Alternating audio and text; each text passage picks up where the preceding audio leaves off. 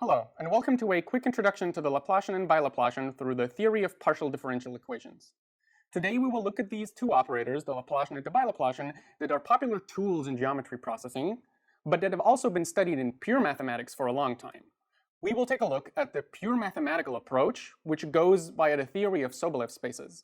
We will learn about these Subalif spaces, define our Laplacian and Bilaplacian on these Subalif spaces, and then show that these equations can be solved there. Then we will move on to discretizing our operators and showing that our discretizations also agree with the Subalif space theory.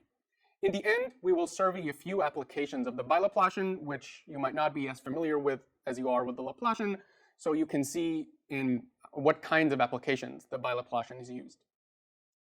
Know that while the goal of this course is to be more mathematical than might be usual for an SGP graduate school course, this does not really replace a pure mathematical approach to this topic. So in the notes in the write-up that is meant to be read along with this course, I have included references to books which approach the theory of Subalif spaces and of partial differential equations in the entirely correct way.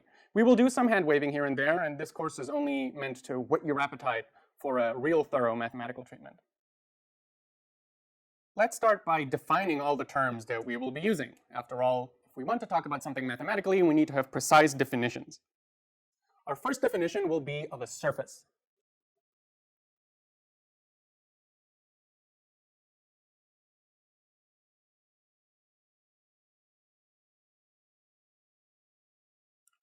A surface is a two-dimensional smooth connected manifold of finite area.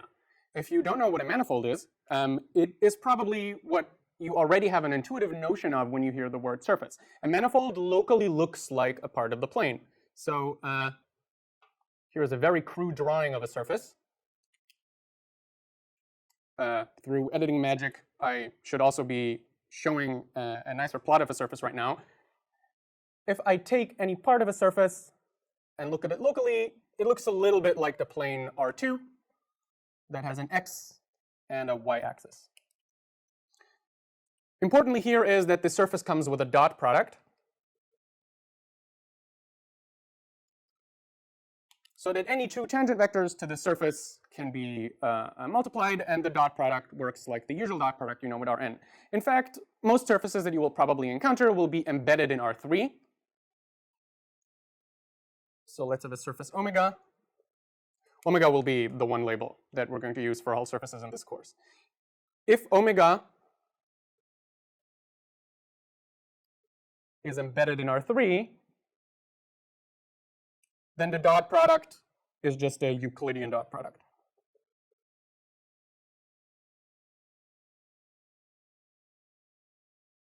Okay, so we now want to study the Laplacian and Bilaplacian on the surface. The Laplacian is an operator that operates on functions. So let's define the function spaces on which the Laplacian will be able to operate.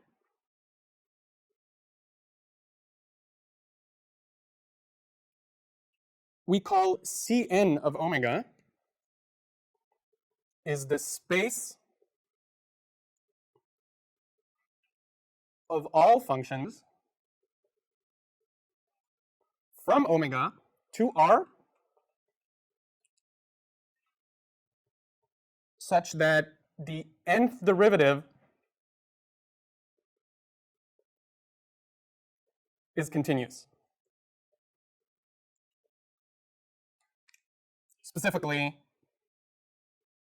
C0 is just the space of continuous functions.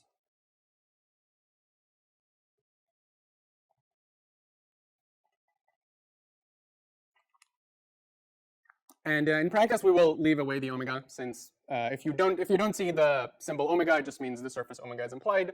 So we will say something like for all C0 functions or for all Cn functions, and you have to think, oh, he means omega, since omega is the only object we will be working on for most of the time. Okay, so we now have defined the space of all continuous and all differentiable functions on our surface, omega. You might think that this is the place where calculus happens, right? The calculus is all about taking derivatives and continuous functions, and the Laplacian, to spoiler a bit what's to come, is an operator that contains partial derivatives. So it would seem natural to define it on this space Cn. This is, however, not the direction that Sobalif space theory takes. Sobalif space theory is not concerned with differentiability, it is concerned with integrability. For this, we define a new function space that is based not in differentiability and continuity, but in integrability, the LP space. For a function f, we define its LP norm as follows.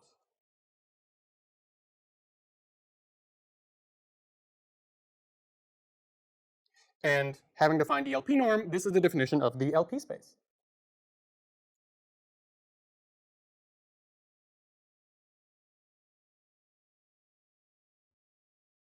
Oh, I should say LP. So this is the LP space. It consists of all the functions that have finite LP norm, or basically in common parlance are integrable.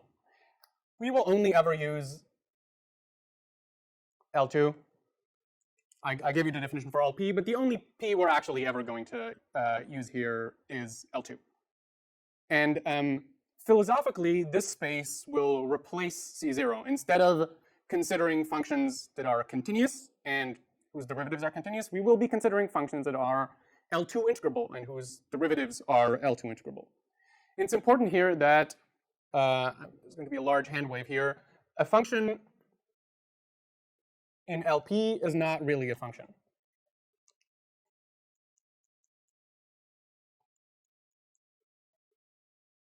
What do I mean by this? The elements of LP are actually equivalence classes. We say that if f, g differ in a way that is not captured by integration,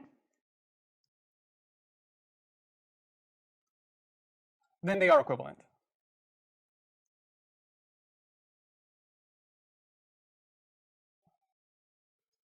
If the difference of two functions has 0 LP norm, then we consider f and g equivalent. Basically, only what is integrable matters. Now, I said that instead of considering functions that are continuous and functions whose derivatives are continuous, we will be considering functions that are integrable and whose derivatives are integrable.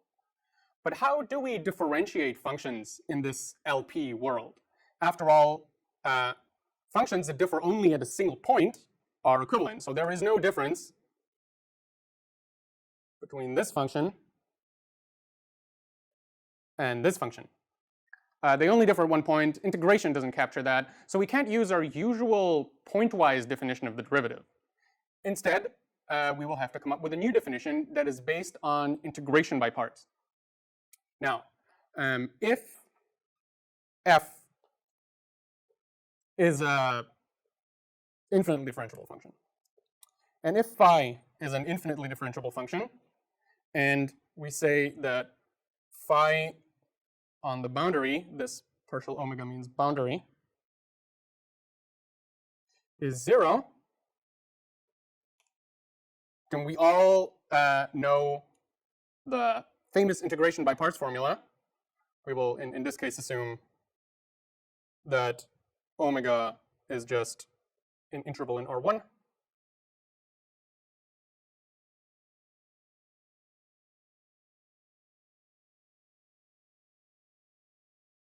In the case we have this famous integration by parts formula, we know that we can take a derivative on phi and push it over to f. We can take a derivative on f and push it over to phi. And if phi weren't 0 at the boundary, would have an additional term at the boundary that comes from integration by parts. But since phi is at 0 at the boundary, we only have interior terms here. So this means that technically, we only need to know how to differentiate phi. We don't really need to know how to differentiate f, since we can define the derivative of f purely using integrals and the derivative of phi. And we will use this to define a weak derivative. And from now on, I will make all statements for surfaces, but I will pretend as if we are in R2. This is an act of hand waving that will make language much easier, but technically the definitions that I'm making here only really work for subsets of R2, but you have to believe me that they generalize in a reasonable way to all surfaces. So motivated by integration by parts, we will now define the weak derivative.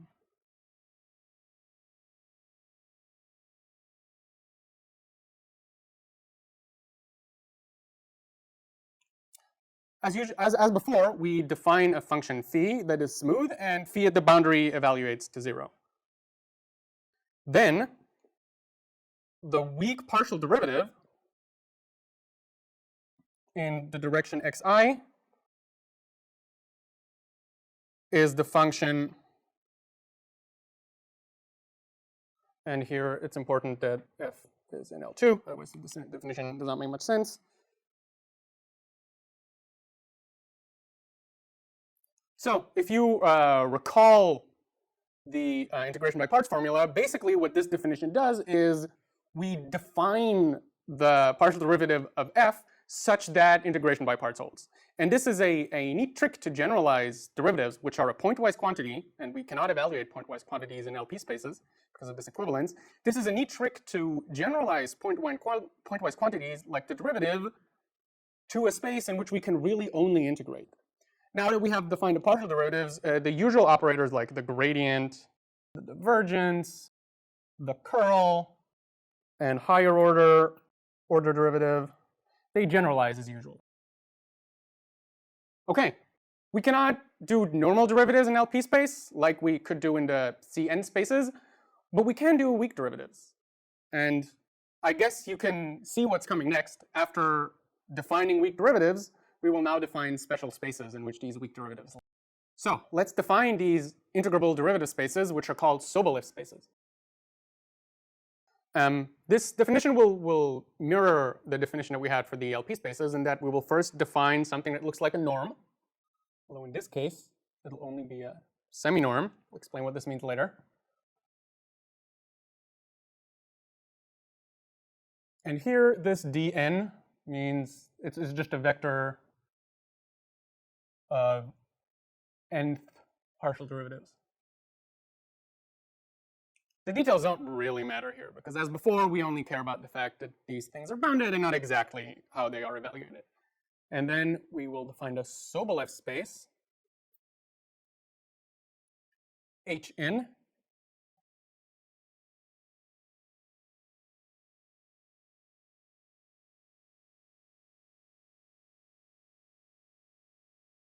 so it's almost like the LP space, but instead of requiring that the function itself be integrable, we require that the function and all of its derivatives up to degree n are integrable. And why did I say this is only a semi-norm? Well, for a norm to be a proper norm, we require that there is only one function that evaluates to 0 norm. And this is not the case, for example, as you can see with f sub h1. Any constant function will evaluate to 0 f sub h1. So this cannot be truly a norm. It can only be a semi-norm. Why do we go through all this trouble of defining these Sobolev spaces? As you will see later, there are situations in which it is difficult to actually define differentiable functions, i.e. functions in C1, but for which it is very easy to define Sobolev functions, i.e. functions in H1. Here are a few examples that illustrate the difference between the integral-based spaces and between the continuity-based spaces. The function on the left is blatantly discontinuous. You can see in the middle there is a point of discontinuity. However, the function is definitely integrable. We can measure all the area covered by the graph, and it is just the easy sum of two rectangles. So this function is integrable. It's in L2, but it is not continuous, so it is not in C0. The function in the middle is the same situation, but one order up. It is continuous and it is integrable. However, it is not differentiable at the point in the very middle. The derivative is not well defined there. The limit approaching from the left is not equal to the limit approaching from the right. However, ignoring that point in the middle, the function is still integrable. So this function is in H1, but is not in C0. And then on the very right, we have the function 1 divided by x. If you try to integrate 1 divided by x squared from 0 to epsilon, for any epsilon larger 0, you get infinity. This integral does not converge, and so this function is neither in L2, because it is not integrable, nor is it in C0, because it is not defined at the point 0. I also want to highlight two special kinds of Sobolev spaces here, which I will call the Dirichlet space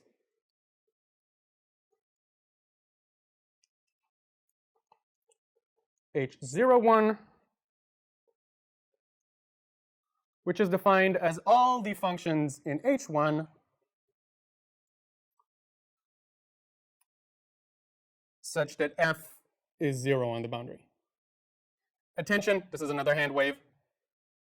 I told you that we cannot evaluate these functions at the boundary, and we cannot because we can't do pointwise evaluations. There is a proper mathematical way to define these, but imagine these spaces as all the functions in H1 that are 0 at the boundary, and we additionally have the Neumann space.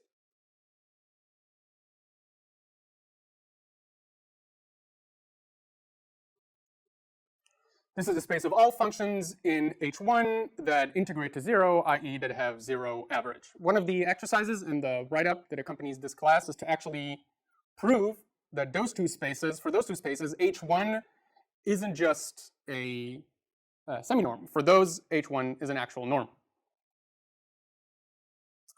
So I'm sorry for the fact that this part of the course so far has just been dry definitions. However, you have now learned all of the most important concepts, I would say, that set apart the traditional mathematical PDE theory from what you might know about differential equations from a calculus course. Instead of working in spaces that are mainly concerned about continuity and differentiability of functions, we will work in spaces that are mainly concerned with the integrability of functions and with the weak derivatives of functions. I will end this section with what is one of my most favorite theorems from this area of math, and which, if you work in it, you will use all the time, and it's called Poincaré's inequality.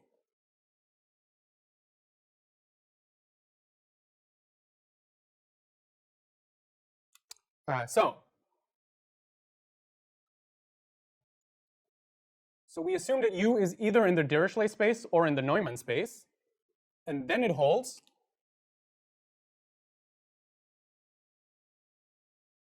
that the norm of U can be entirely bounded by the norm of the derivative of U. This is pretty remarkable. And if you think about it, this obviously doesn't hold for all U in H1. Consider, for example, the function U, which is constant 1 in the entire surface. Then its integral is definitely not 0. But the integral of its derivative is 0, since it's constant. So this holds only for the spaces H1, 0 and H1 tilde, which is the Dirichlet and the Neumann space. And this gives you kind of a view into the future on why those two spaces are going to be important. I will give you the proof, or an abridged version of the proof, for H1 dash. This is one of my favorite proofs in PDE theory because it's so simple and yet so powerful. We start by assume the theorem is wrong. Assume the theory is wrong. What does this mean if the theory is wrong? It means that this inequality doesn't hold, which means that for every k, and I will say here for every k in n, but of course it holds for all k, for every k in n, there is a function uk such that uk violates this inequality. Okay, that is, we assume that the theorem is wrong. This is the implication of that. We can now define vk as uk divided by the L2 norm of uk. Just checking, uk is in H1 tilde, which means it integrates to 0, which means that vk, we only scaled it, which means that vk is also still in H1 tilde. However, by definition, we have learned, because of the way we defined it, that the norm of the L2 norm of vk must be 1, because we take the norm of this and we have the norm of uk divided by the norm of uk, so this is 1. If we now plug in the definition of vk into the equation above, what we get is that gradient of vk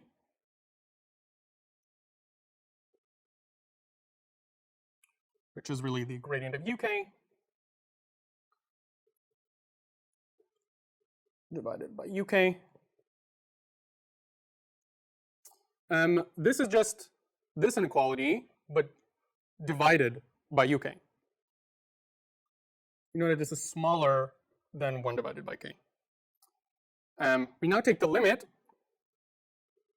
of k to infinity. Attention, this is another hand wave. This is not actually so easy in practice. There are things you need to verify, and you don't actually take the limit. It is more complicated than this, but the idea here is that we take the limit of k to infinity. So in the limit,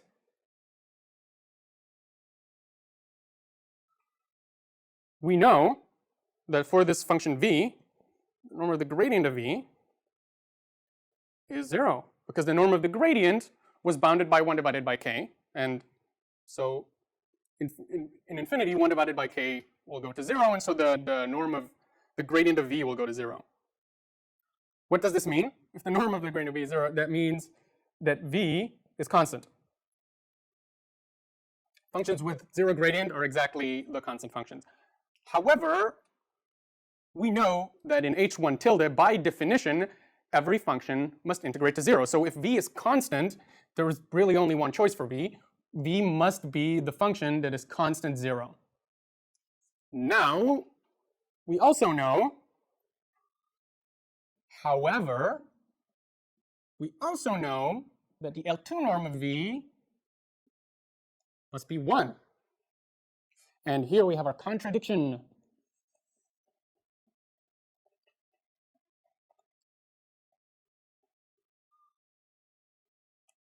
A contradiction. And so since we started with the assumption that the theory is wrong, and we have derived a contradiction, we have just proven that the theorem is correct. And I get to put this square at the end, which means that we finished with the proof. Okay, now that we have defined the spaces we will be working in, let's move on to define our actual operators. And we will start with the Laplacian, probably one of the most popular operators in geometry processing. I will start by defining the Laplacian the way you're maybe used to, in what we will call its strong form, and then move on to the version that works on Subalif spaces, its weak form. So,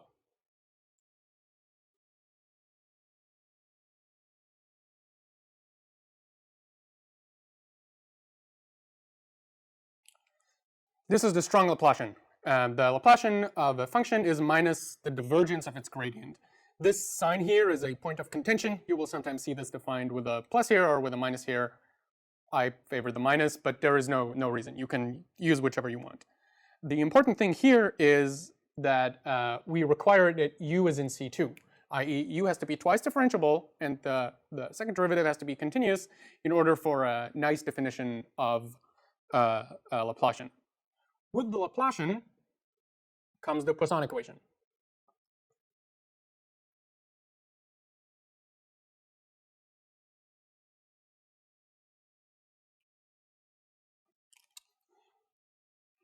So if you have given any function f that is a continuous function, solving the problem Laplace u equals f, finding the u that fulfills this function, subject to some kind of boundary condition, is what is called the Poisson equation, or the Poisson problem. Now, as I said earlier, this Poisson problem and this definition only makes sense if u is twice differentiable in C2 and if f is a continuous function. Let's try to formulate this same problem on our Subalif space. And there are two problems here. First of all, we cannot really take derivatives in Subalif spaces, but as we have seen, we can take weak derivatives. So this is one of the things we're going to hand wave. However, we really don't like the fact that we have to take two derivatives in u here. So how can we maybe reduce this to taking only one derivative? And the solution here will also involve integration by parts. A lot of basic PDE theory is basically a one-trick game. The answer to every question is always integration by parts. So let's take the Poisson equation, Laplace u equals f, and try to rewrite it in a form so that we will be able to apply integration by parts. Again, we use the same ethos as before. Instead of trying to formulate pointwise things, here it is at every point the Laplace of u is equal to f, we will formulate an integral equation. So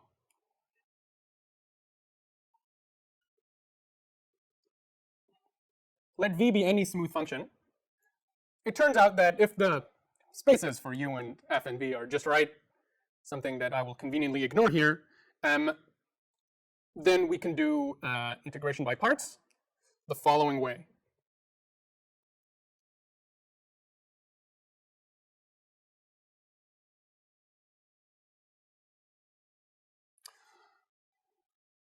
So I took an arbitrary function v, I multiplied it with Laplace of u, and I integrated it, and then I can apply integration by parts, which will leave us with a boundary term.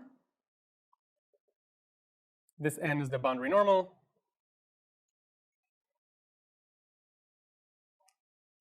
And with this new interior term.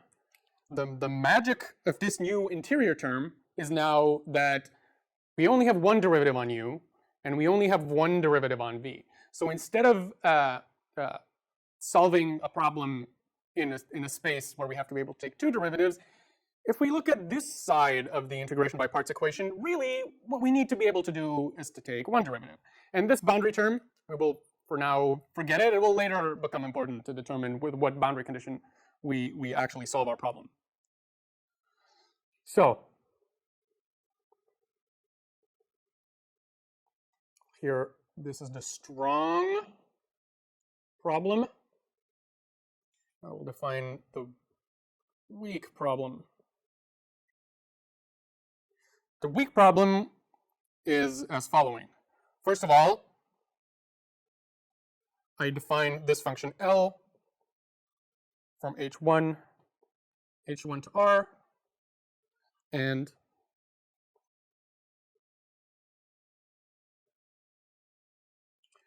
this is the weak Laplacian. So while Laplace of u is the strong Laplacian, this kind of thing that results from integrating with an arbitrary function and doing integration by parts, we will call this the weak Laplacian. Along with it, because we will have to do the same thing on the right hand side, if we integrate on both sides with v here, we will have this grad u, grad v here, but on the other side we will have the integral of vf. We will introduce something just called the mass bilinear form.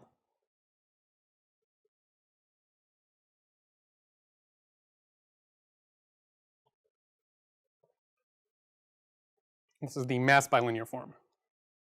And then the Poisson equation is the following. Find u in v such that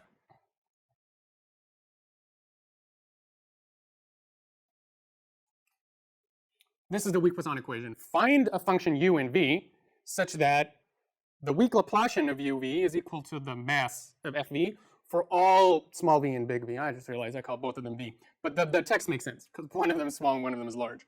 V here is some subspace, some suitable subspace of H1. This problem is not solvable for all subspaces of H1 or even on H1 itself. It'll be suitable for some subspaces of H1. And if you see where this is going, and you remember these Dirichlet and Neumann spaces that I introduced earlier, those are going to be those subspaces. So, and for here is also F will be in L2. So now contrast the strong problem and the weak problem. The strong problem requires our right-hand side to be continuous and requires u to be twice differentiable. While now in this weak problem, we only really need u to be once differentiable, as long as we test it. This integrating with v is called testing with other once differentiable functions. And on the right-hand side, we can have anything that is even remotely integrable. So f in L2. This is the weak Poisson equation. Now that we have defined the weak Poisson equation, what do we do with it? Well, in math, the question which usually gets asked once you define an equation or a problem is it solvable? Is it uniquely solvable? And for this, we are going to use one of the central theorems for existence and uniqueness of partial differential equation. That's called the Lax-Milgram theorem, or Lax-Milgram lemma. If you remember only one thing from this course, it should be this Lax-Milgram lemma.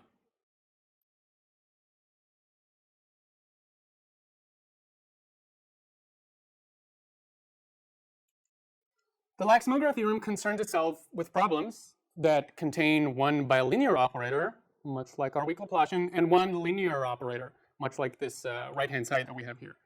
It says, if the following three conditions are fulfilled, first of all, the bilinear operator is bounded.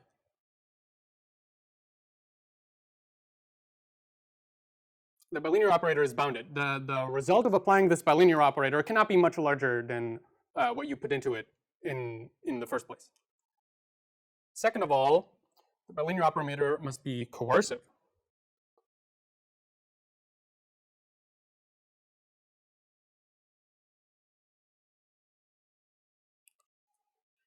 And third of all, this linear operator that is the right-hand side also needs to be bounded.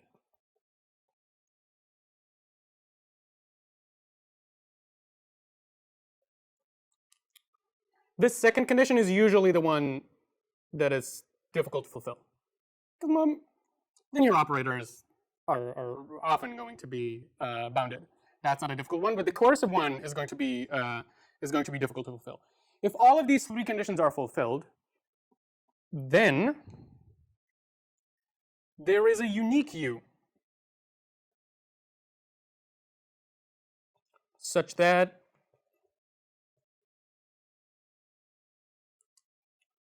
this equation of operators is fulfilled. And you can maybe already see this. We will plug in the weak Laplacian neatly plugs in here. This right-hand side neatly plugs in here. I didn't plan that, but they line up nicely vertically. I will not prove this. This needs a lot of math to prove. This is one of the things you'll have to take as granted. But this is what we will use to prove the existence and uniqueness of all the problems that are introduced in this course. You might be annoyed by the fact that I've left this space V here. Let me repeat again, V is some subspace of H1. That I've left this space V so vague. I already told you that this does not hold for H1. In fact, we can see immediately that for H1, this coercivity condition cannot possibly hold. Again, it's the same trick each time, plug in a constant function. So what is V? V can be H1, 0, the Dirichlet space, or H1 tilde, the Neumann space. And this will hold for both of them for the same reason, because, as you said in the beginning, recall, U H1, this is one, which is defined as the integral of the gradient of U is only a semi-norm on H1, but is a norm on H1, 0, H1 tilde. In fact, we just write U H1, 0 and U H1 tilde as this. On these subspaces, the H1 semi-norm is a norm. And one of the exercises in the write-up is to actually prove this, and you can show that this norm is equivalent to the H1 semi-norm plus the L2 norm if you use the Poincare inequality that we proved earlier. Because on these spaces, unlike on H1, this is a norm, we will be able to prove the preconditions of the Laxmography theorem. Now, because of the way we defined everything just right, that it fits into this Lax-Milgram framework, we can now immediately see that for V equal to the Dirichlet or the Neumann space, the Lax-Milgram theorem immediately applies. And the actual conditions aren't that difficult to check. I will go through them here in detail only because of how important the Lax-Milgram theorem is, so you have a little bit more time to stare at the statement of the theorem itself, and not because they are difficult to prove. Both 1 and 3 are proved in very similar ways, so I will only prove 1 here. In this case, B of UV, grad V, at which point we can use the famous Cauchy-Schwarz inequality. And the Cauchy-Schwarz inequality states that for a dot product of two vectors, the absolute value of a dot product is smaller than the norms of the individual vectors, so equality is attained if they are parallel. This generalizes to all kinds of linear spaces, and on the linear space H1, this grad u dot grad v is actually an inner product. This is another one of the exercises to prove this. But this means immediately that we have, and the same thing holds in the L2 space, where you will be able to prove this this for f, and then with an application of the Poincare inequality, you get the norm here on the right-hand side. And 2 falls out merely from the definition of the norm itself, because B u u is grad u dot grad u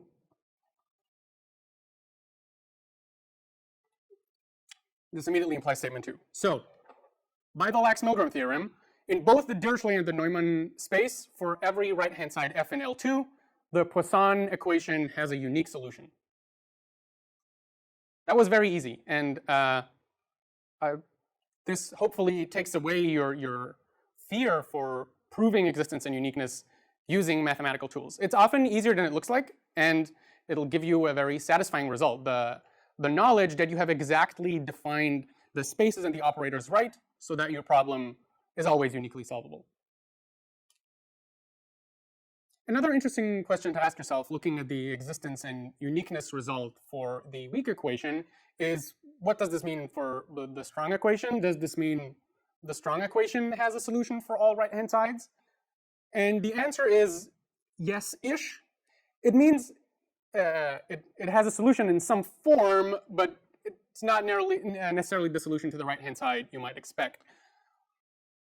For example, let's focus on the space H1 tilde. Assume we have a solution in H1 tilde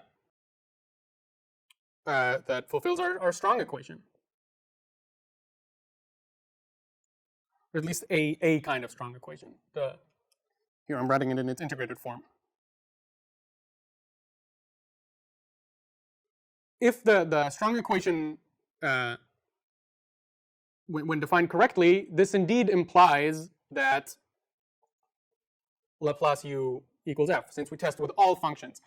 But if we test with all functions v in H1 tilde, this does no longer imply Laplace u equals f, right? Which means in this step, where we went from the pointwise statement to the integrated statement, we lost something, and in this case, strong solutions and weak solutions do not necessarily have to mean the same anymore. Consider the following example. I test v with a constant. Since v is in H1 tilde, we know it must integrate to 0, which means this whole thing is equal to 0. However, I can do exactly the same trick with any constant, where C1 and C2 are just constant.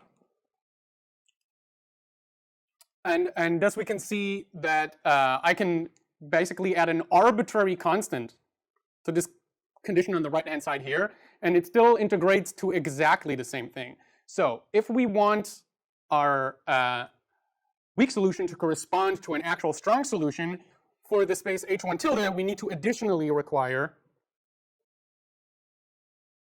that f integrates to 0. If f does not integrate to 0, then you can no longer do this jump from weak to strong anymore, because a constant tested with any function, I said H1 0, I mean H1 tilde. A constant tested with any function in H1 tilde equals to 0.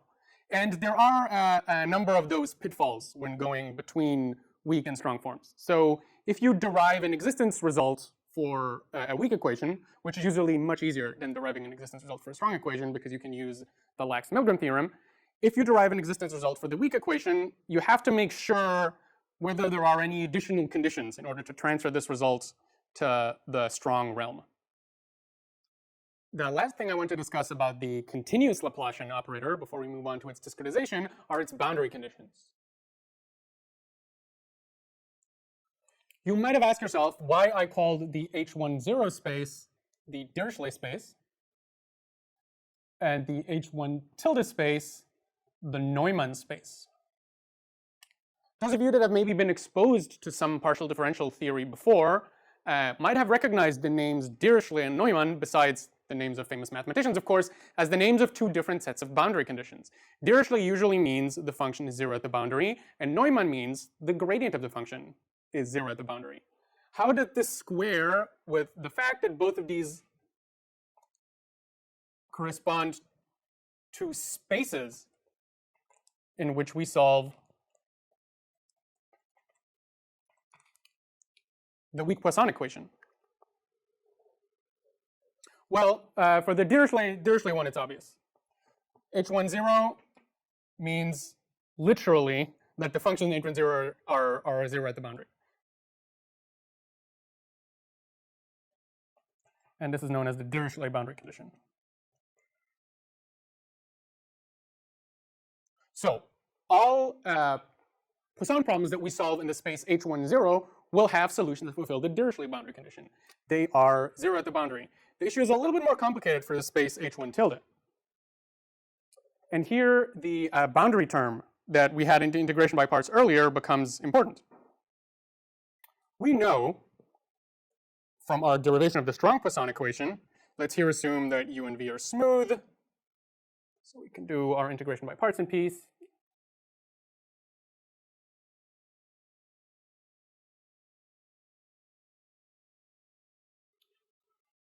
We had a boundary term when we originally derived the weak Poisson equation from a strong formulation. This boundary term we just dropped.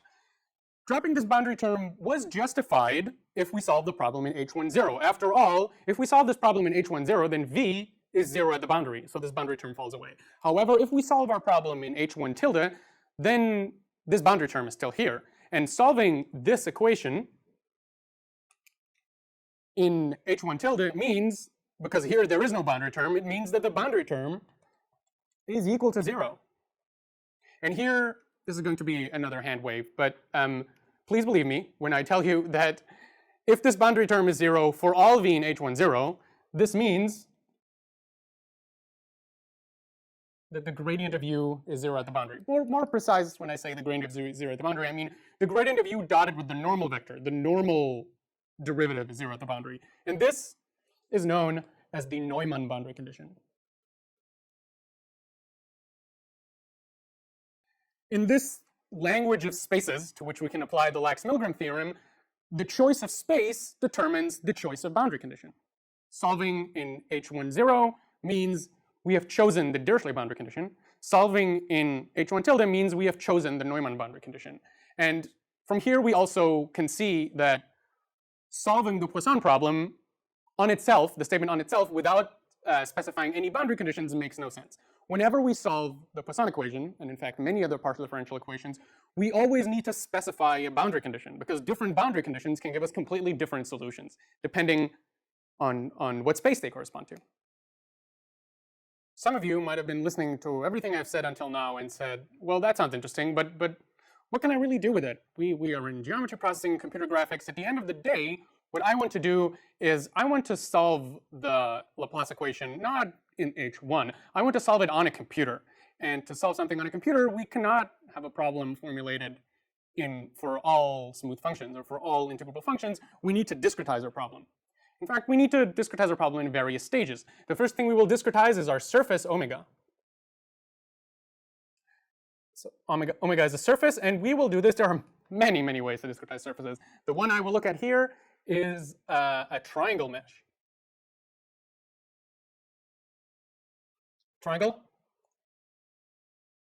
This is my favorite shape to draw. It has 3 vertices. It has a face.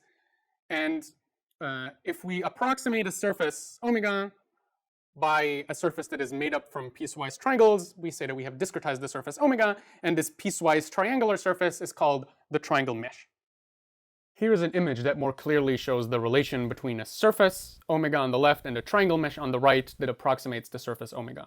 Unlike the surface omega on the left that is smooth, the triangle mesh omega h on the right is not smooth. It is piecewise made from triangles, but those triangles approximate the surface on the left. Okay, we discretized the surface. The next thing we need to do, these were all smooth things we have, we also need to discretize H1. Again, H1 is the space of all integrable functions with one derivative. This is too much to represent on a computer. We will represent it in a discrete space, i.e. a vector space of finite dimension that I will call here SH. And I will give you another hand wave warning here. This is a hand wave. H1 is a space on the surface omega, and the actual space, which we will later use as a discrete space, SH, will be defined on the mesh omega H. So they're not really subspaces. However, please suspend your disbelief. And in the course note, there are pointers towards works that actually do this the principled way by defining maps that map between these, and so on and so forth. So, having discretized the surface omega and the triangle into a triangle mesh H, and the space H1 into finite dimensional space SH, we can now use something called Galerkin's method to solve our Poisson equation. Let's recall quickly our Poisson equation. Find u in V such that nabla u dot nabla V dx, my u's look much too close to V's, Fv for all V in large V. Now, if we approximated our space H1 by SH, and SH is a finite dimensional vector space, we can write phi I as the finite basis. Right? It is a finite dimensional space, so it must have a finite basis. And we can write u as some sum of coefficients of u x in this basis. And in fact, if we want to solve this Poisson equation, we don't really need to test with all v. Since phi I is a basis, it's enough that we test for all I. So we can find u in SH such that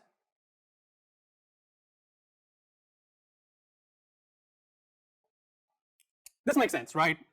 All v that are in this space are just linear combinations of the basis elements, so instead of testing every single v in the entire space, it's enough to test every element of the basis. But as I just said, we can also write u as a sum of basis functions. So in fact, the problem becomes even easier. We can find ui such that, call them uj's since I've used I already here.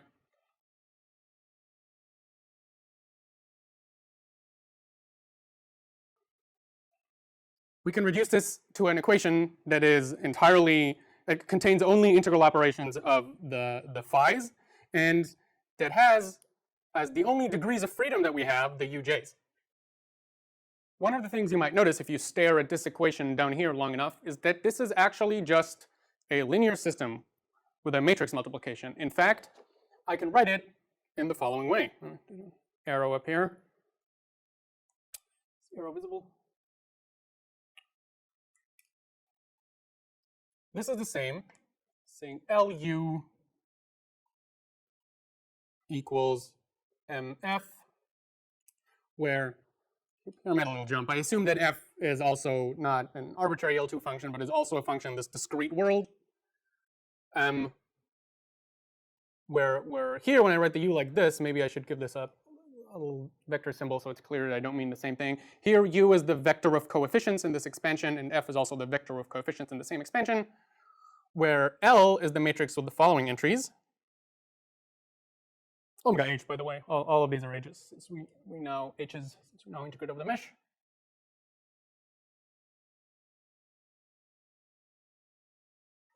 And those look exactly the same as the bilinear weak Laplacian and weak mass we had earlier. In fact, this one is even called the mass matrix. This one is traditional mathematicians sometimes call this the stiffness matrix. Although I find that this name is less popular among geometry people, which will call it, for reasons that we will see soon, the cotangent matrix. But yes, this is Galerkin's method. Galerkin's method takes a weak equation in a smooth space, and by picking the right finite dimensional subspace, transforms this into a simple matrix equation. Now, the Galerkin method has provided us this nice matrix form of our weak Poisson problem that it seems we can easily solve on any programming environment that offers most basic linear algebra functionality. However, the thing I did not talk about here is, what is SH? After all, SH will determine what our phi I are, the basis functions of SH, and this will determine how easy or hard it'll be to construct these matrices L and M that we need to solve our weak Poisson equation. And let me tell you right away, there are many, many possible choices for SH. Some better, some worse, but there's definitely no right answer for which SH should I choose. There are a number of considerations you might want to think about when choosing your SH. One of them is it should probably be very easy to compute L and M. The easier it is to compute L and M, preferably in an exact way, the easier it'll be to build my matrix. The second thing we want to have is we want the degrees of freedom of SH. So it is a finite dimensional vector space, so it has finite many degrees of freedom. We want these degrees of freedom to correspond to something meaningful on our surface omega or our surface mesh omega h. And then in the end, we want the resulting matrices L and M to give us a linear system that is easy to solve. For this particular equation that comes out of the Galerkin method, what we want is we want L to be easy to invert. So we can solve this system LU equals MF for U. And the space that we will pick achieves this by having L be a very sparse matrix. And for sparse matrices, we have special linear algebra algorithms that are more efficient than they would be for dense matrices. So without further ado, here is our space.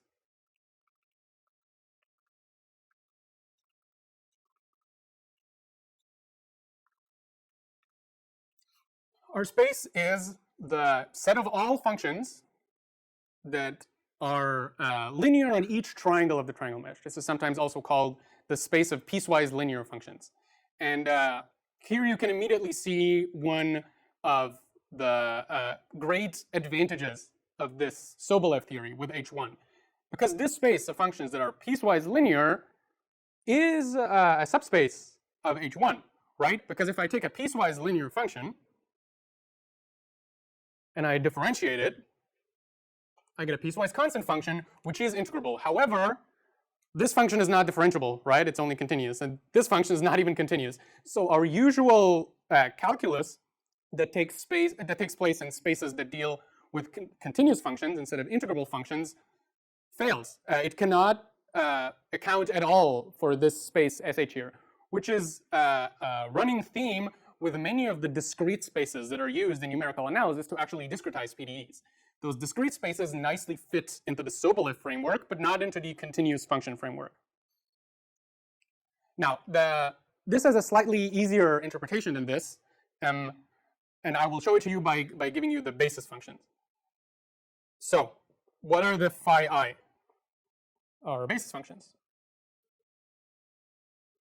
Well, there is one phi I for each vertex of our triangle mesh omega H. And this phi I, let xj be a vertex, is defined as being 1 if I equals j, and 0 if I does not equal j, and phi I is linear in each triangle.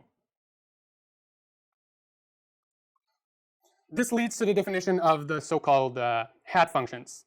Phi I looks like a hat over the vertex xi, because it is 1 on the vertex xi, 0 on all other vertices, and linear in between, which makes it fall off like a hat. And this set of functions forms exactly a basis for SH. This is easy to show, and it's one of the exercises in the write-up.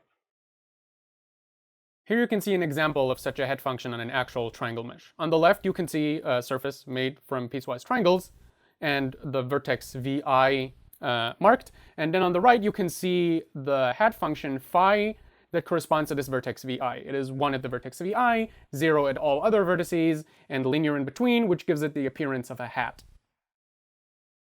Now that we know what sh are, and now that we know what the phi I are, our basis functions, we can just compute the matrices and solve the problem.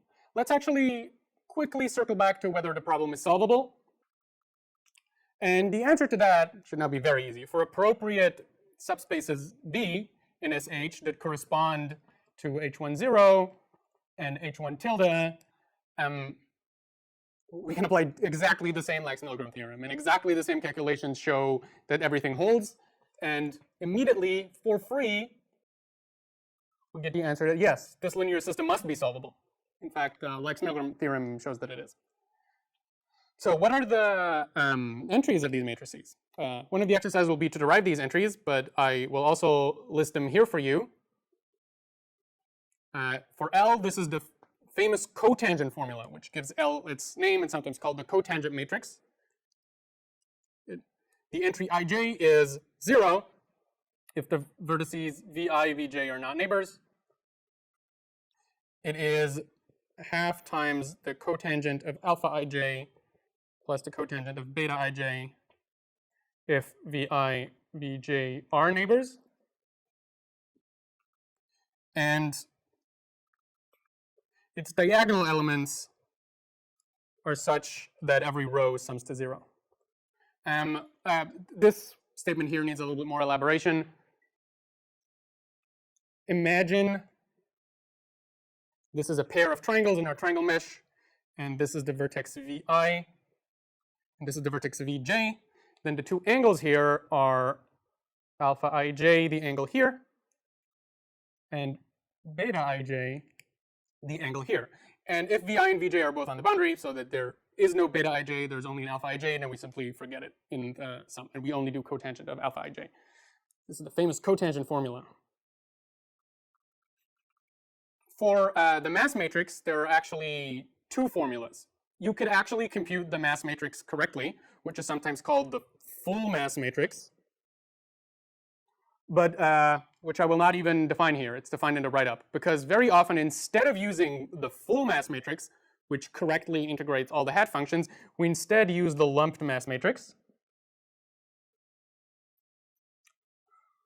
which takes all of the entries of the mass matrix M and just lumps them onto the diagonal. The reason for that is that for many applications, the lumped mass matrix is enough, and it is much easier to invert, since the lumped mass matrix will be a diagonal matrix.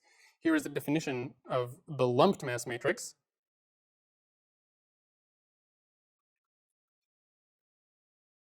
It only has diagonal entries.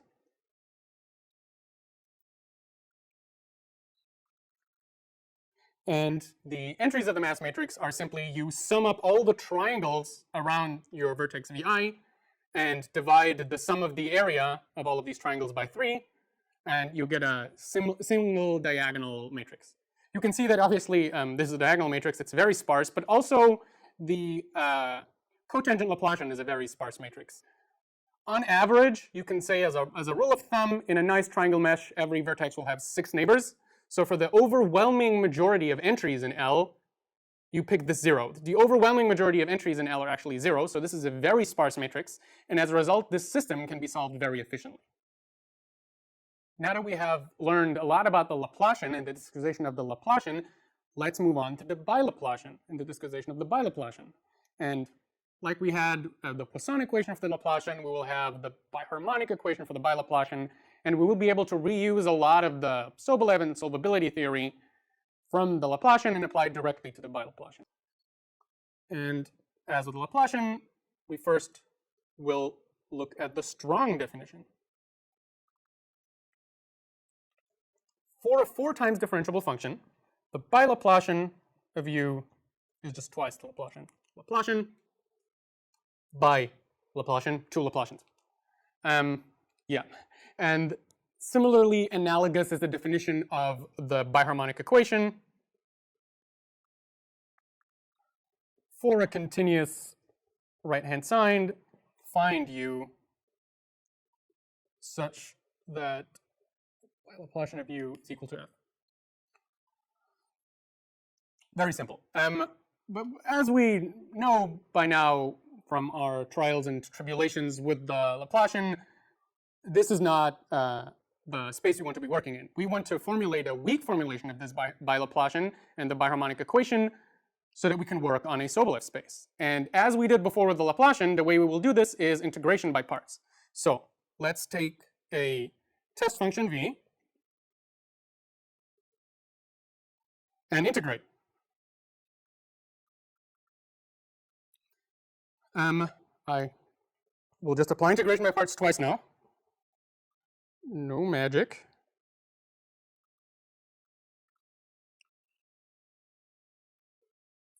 This was integration by parts once, now integration by parts twice.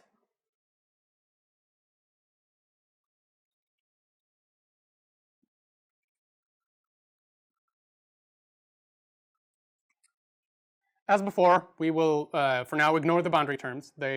Whether they end up mattering or not will depend on the solution space. As with the Poisson equation, we can also solve the biharmonic equation with a variety of boundary conditions. But spoiler alert, as you can see up here, we will apply Dirichlet and Neumann boundary conditions.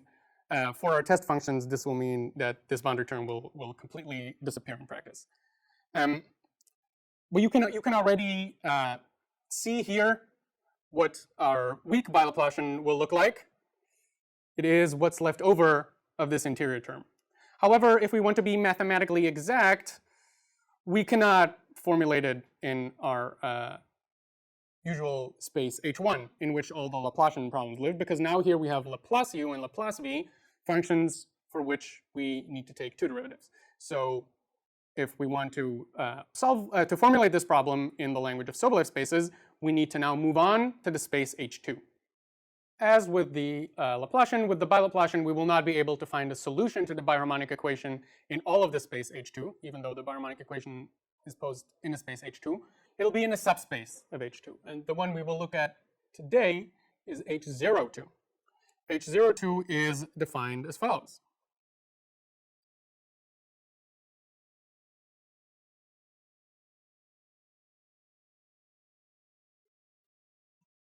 Basically, it is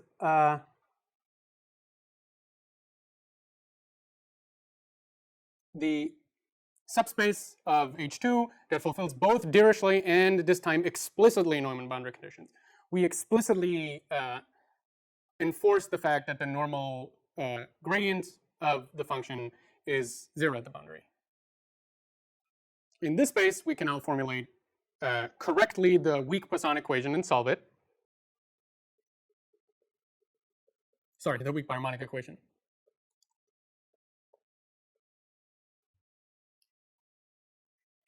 Let Q U V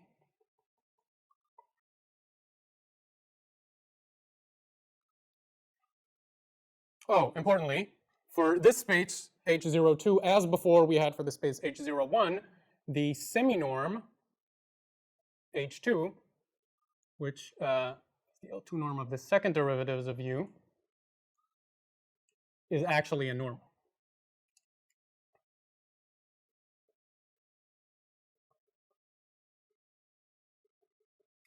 As before, and you should prove this is also an exercise, we can control all lower order derivatives once we have the second order derivatives because of these explicit boundary conditions.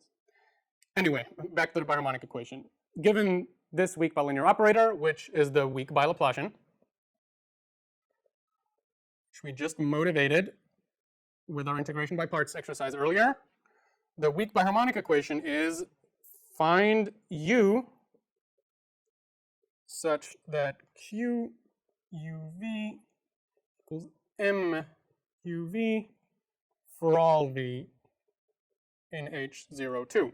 And we write this out. This is Laplace U, Laplace V. This is an F.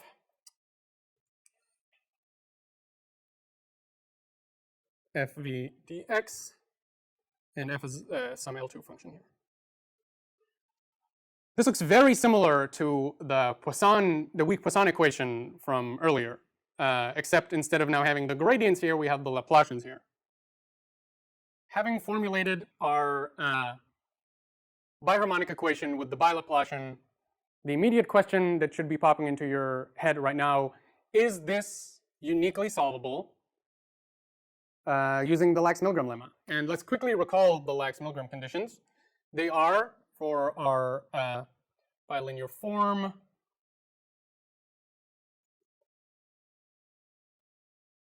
boundedness. They are for a bilinear form coerciveness.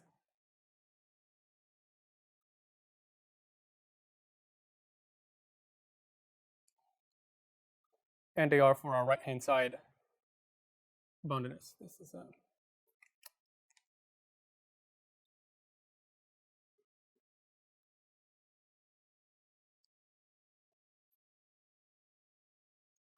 now we can immediately check off this one. The proof is exactly the same as with the Laplacian because the right-hand side is exactly the same one as with the Laplacian. We can also immediately check this one for the same reason. Once again, it is merely the application of Cauchy-Schwarz, and then you will have those norms on the right-hand side.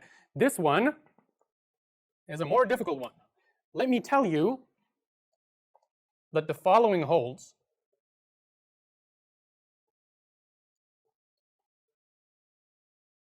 For some constant, C,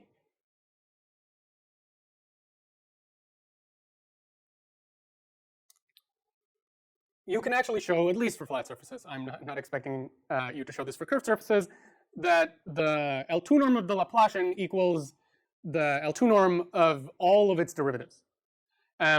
This is not trivial. You have to show this. But once you show this, it is clear because the bilinear form is simply du L2 squared. It will become clear that there is actually a constant beta. Like this, because here this is that, and then this is that. And having proven this, which is an exercise, we can also check off the second condition of the Lax-Milgram theorem, and we have unique solvability. See how much quicker this was, having laid the groundwork for the Lax-Milgram theorem before with the Laplacian. And in the future, whenever you see any other partial differential equation of this kind of form, you will be able to decide about existence and uniqueness much quicker now that you know the Lax-Milgram lemma. The last thing which we might want to ask ourselves about the smooth biharmonic equation before we move on to discretization is boundary conditions.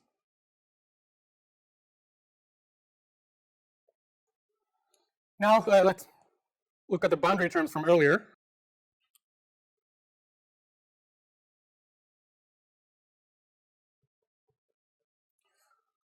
We can see that these boundary terms immediately fall away because we have enforced for our space H02 that both V as well as grad V are 0 at the boundary. The entire thing falls away anyway. Nothing special happens with this boundary integral. The boundary conditions are from H02, Dirichlet and Neumann. Okay, you now know everything you need to know about the smooth biharmonic equation. Now that we have defined the smooth biharmonic equation and shown that the smooth biharmonic equation is also uniquely solvable like the Laplace equation, our next natural step is to discretize this smooth biharmonic equation. As before, we want to use hat functions for space SH. However, you might notice that the tiny problem here, our biharmonic equation, write it down again here, is for U in H02 and V in H02. Our SH are a subspace of H1, but not a subspace of H2. All of our analysis that we have done does not directly transfer to this function space SH. We cannot use our theory to prove that this problem is uniquely solvable in the space SH. We cannot even formulate our problem in the space SH because for these hat functions, we cannot compute the Laplacian because they do not admit us to take a second derivative. The Laplacian we can only safely apply to functions in H2, not to functions in H1. So what do we do? There are multiple ways to tackle this problem. One of them would be to use a different space for a Galerkin method. We could still use the Galerkin method if we had a subspace, if we had a discrete space that is a subspace of H2. This is not the method we're going to use. We're going to use a trick that will allow us to continue with our space SH in H1. And this is the mixed finite element method. The intuition behind the mixed finite element method is as following. We have the biharmonic equation, Laplace of u is equal to f, and instead of that, we are going to solve Laplace of u2 is equal f, Laplace of u1 is equal to u2, and then u1 will correspond to u, u2 will correspond to Laplace u, and those are, okay, we already know how to solve these. This is the intuitive approach. This is not what happens mathematically. There are multiple ways to interpret this intuitive approach to the mixed finite element method. One of them is to treat everything as an optimization problem and enforce one of these as a Lagrange multiplier during optimization. The approach that we will look at in this course is the so-called method of CR-Lay spaces. This method is nice because it will apply to the smooth problem and to the discrete problem equally. As I just said, we do not want to formulate our mixed biharmonic problem on the space H2, since the space H2 will be difficult to discretize with hat functions. Instead, we formulate it on a variant of the H1 spaces. This is the CR-Lay space.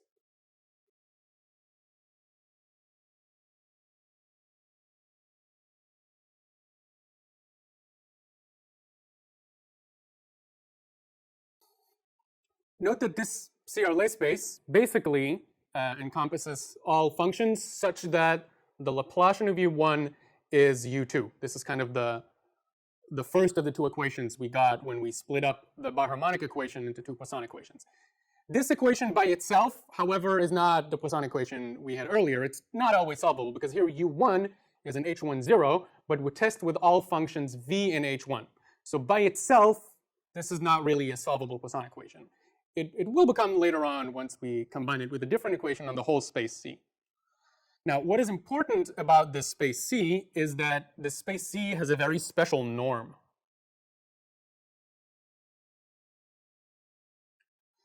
A norm on the space C is given merely by taking out of every one of these tuples only the L2 norm of the second component. In fact, you can show, and it'll be an exercise, that this is equivalent to computing the proper product norm on the proper product space.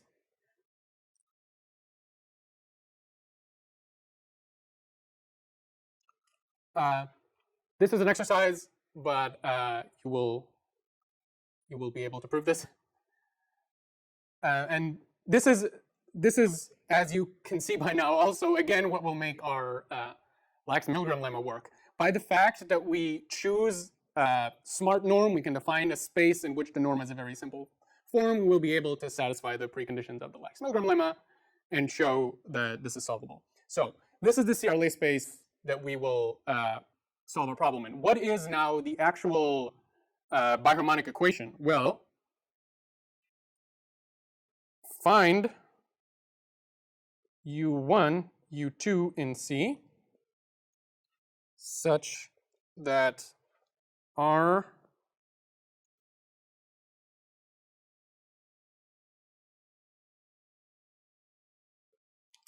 might not be obvious at first glance, but this is again a bilinear operator. I should define this R first.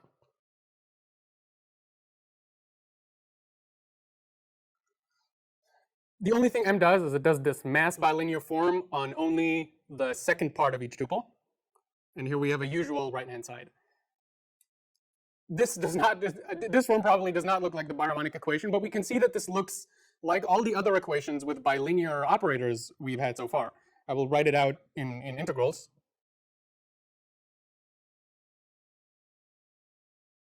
Here you go. This can look confusing at first because here we have the U2s, U2 and V2, and here we have a V1. However, note that V1, V2 is a tuple in C, and U1, U2 is a tuple in C. So this makes sense, and as we will be able to show this problem is in fact exactly uniquely solvable because of the preconditions for the Laxmography theorem, as usual. This is another exercise to show that this fulfills the preconditions of the Laxmography theorem. I will do the second precondition here because it's once again very obvious. It's equal to, by definition,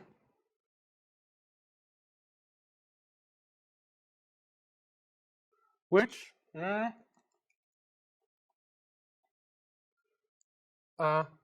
is the precondition, the second precondition for the Laxmography lemma. 1 and 3 are even easier to verify. So we know that this problem formulated on this space C has a unique solution. And this problem, as you will see, is equivalent to the biharmonic equation. I will now try to give you some intuition for why this problem formulated on the CR-Lay space is equivalent to the biharmonic equation. Another warning here, this will involve a lot of hand-wavy math here. What I'm doing here is not mathematically rigorous, but it'll sort of illuminate, I guess, why they are the same. You can find the actual proof for why they are equivalent in CR-Lay's book, which is referenced in the course material. The first equation we are going to pick out of this is the one from the definition of C.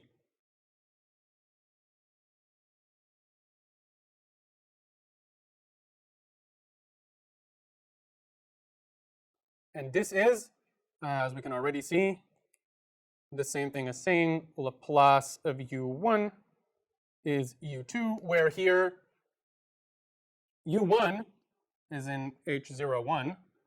So u1 has Dirichlet boundary condition. And because we test here with all v in H1 and not with all v in H01, our argument earlier for the boundary term applies, and u1 will also have zero Neumann boundary conditions. On the other hand, we have from here that v1f dx equal to v2 dx. And here, if we assume that u2 is smooth enough, so not u2 and L2, but if we assume that u2 is smooth enough so that, it can actually solve the biharmonic equation, i.e. Laplace of u1 is equal to u2 and Laplace of u2 is equal to f, then we can apply the definition of the CR-Lay space to v2. And then with a step of integration by parts, the boundary term here disappears since v1 is 0 at the boundary. And this means that the Laplace of u2 is equal to f with no boundary conditions at all. Since here we test with functions v that are 0 at the boundary, and u2 can be any smooth functions, we can't say anything about the boundary conditions of u2. So this problem here is if it were a pure Poisson problem over-constrained, because we applied two boundary conditions to it, and this problem, if it were a pure Poisson problem, would be under constraints, and we didn't apply enough boundary conditions to it. But together, they do the biharmonic equation, since here, square root of u1 equal to f. This was very hand-wavy, since in this step we did not actually prove that this equation holds for all v1. We only proved that it holds for the v1 in the CR-Lay space, but so this was hand-wavy, but this was only meant to convince you that solutions to this problem in the CR-Lay space solve the biharmonic equation. So using CR-Lay's formulation, we have rewritten the biharmonic equation in this form. And now, most important thing, H1 here, H1 here, H1 here, H1 here. For all of these spaces, we can use our good old SH subspace of H1. And I don't even need to tell you about any new matrices, since these just correspond to good old Poisson equations. In practice, there is a little bit of care that needs to be taken because we have zeros in some of these and not zero in some of the others. So this will inform your actual definition of the matrix L. But in broad strokes, this is saying LU1 equals MU2 and LU2 equals MF. We have two linear equations that are both coupled, and if we plug one into the other, we found out that L M inverse L U1 equals MF. A lot of hand waving here, since you technically need to account for the dimensions of these spaces. But in practice, if you do this with the definition of the cotangent matrix, it works out all right. And you see that now discretizing the Bilaplacian with finite elements in the end is almost as easy as discretizing the Laplacian. We need the same matrix L and M, and basically we just apply L twice. There's this M inverse in between. But because this is basically just the application of L twice, this is sometimes known as squaring the Laplacian. In fact, I think that this is so straightforward that even if you didn't have all of these fancy CRLA space theory, this would be a very natural thing to just try. If you have a discretization of the Poisson equation, it seems natural that, applying this discretization twice would give you a good discretization of the biharmonic equation. But now we have the theory to show that this is actually the case. This is the mixed finite element discretization of the biharmonic equation using the same hat functions as we already used for the Poisson equation.